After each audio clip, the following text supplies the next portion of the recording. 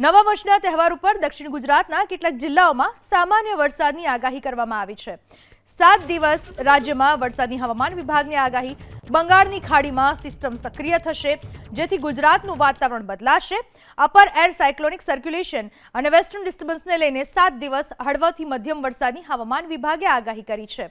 દક્ષિણ ગુજરાત, ઉત્તર ગુજરાત, કચ્છ, સૌરાષ્ટ્રના કેટલાક જિલ્લામાં હળવાથી મધ્યમ વરસાદ વરસી શકે છે। આજે તાપી, ડાંગ, નવસારી, વલસાડ જિલ્લાના છૂટાછવાયા સ્થળો પર ગાજવીજ સાથે હળવાથી મધ્યમ વરસાદની આગાહી, તો સંઘ પ્રદેશ દમણ અને દાદરા નગર હવેલીમાં પણ હળવા વરસાદની આગાહી કરવામાં આવી છે।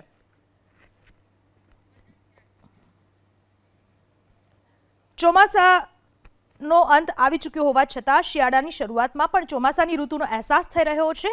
હજુ પણ આગામી 7 દિવસ હવામાન વિભાગે રાજ્યમાં છૂટાછવાયા સ્થળો પર વરસાદની આગાહી વ્યક્ત કરી છે।